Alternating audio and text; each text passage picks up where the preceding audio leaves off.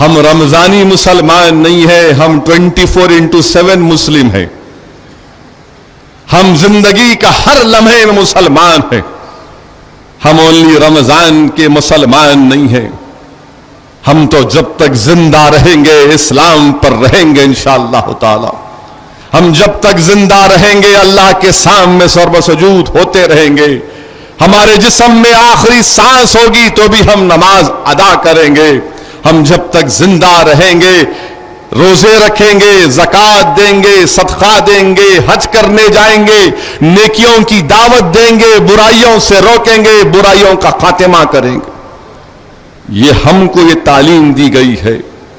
اور پھر میرے عزیز دوستوں اور بزرگوں، جس نے رمضان میں بھی اپنے گناہوں کی بخشش نہیں کروا لی، پھر وہ کب کرے گا؟ کہ جب نیک بندہ مجھے پکارتا ہے تو اس کو اپنی نیکیوں پر بھروسہ ہوتا ہے. جب گناہگار مجھے پکارتا ہے تو اس کو میری رحمت پر پورا بھروسہ ہوتا ہے. اس لیے میں اس کو بار بار کہتا ہوں کہ میں حاضر ہوں میرے بندے، میں حاضر ہوں میرے بندے. میرے بھائی، اگر ہمارے سینے سخت ہو چکے ہیں، اگر ہمارے سینے سخت ہو چکے ہیں، پہاڑوں کی طرح پتھر کے ہو چکے ہیں، تو پھر اللہ کی رحمت اگر اس پر گرے گی تو کوئی فرق نہیں پڑتا. جو زمین زرخیز ہوتی ہے، جس کے دل نرم ہوتے ہیں، جس کے دل میں اللہ کا خوف ہوتا ہے، جس کے دل میں رسول اللہ صلی اللہ علیہ وسلم کی اٹوٹ محبت ہوتی ہے، اگر اس پر جب رحمت گرتی ہے تو اس پر پھول اور پھل برستے ہیں اعمال کے. جو بنجر زمین ہوتی ہے کچھ نہیں ہوتا.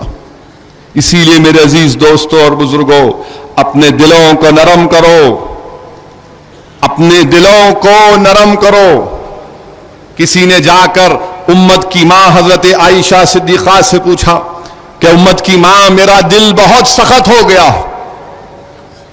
امت کی ماں نے کیا علاج بتایا؟ امت کی ماں نے کہا کہ موت کو یاد کرو، موت کو یاد کرو، کثرت سے یاد کرو موت کو. امت کی ماں نے کہا کہ کثرت سے موت کو یاد کرو، کثرت سے موت کو یاد کرو. جس کا دل سخت ہو جاتا ہے وہ موت کے یاد کرنے سے دل نرم پڑ جاتا ہے. تو آپ دیکھتے ہیں کہ کسان زمین کو نرم کرتا ہے، بیج بونے سے پہلے خوب نرم کرتا ہے، اور اس کے بعد ٹریکٹر چلاتا ہے، پھر اس میں بیج ڈالتا ہے، انتظار کرتا ہے بارش ہونے کا.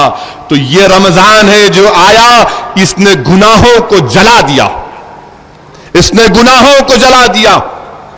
اب یہ زمین زرخیز ہو چکی ہے. نوجوانوں، تمہارا دل، تمہاری سوچ ایک زرخیز ہو چکی ہے. اب اس پر اللہ کی رحمت کی بارش ہوگی تو خدا کے لیے شیطان کو قریب آنے مت دو، شیطانی اعمال کو قریب آنے مت دو.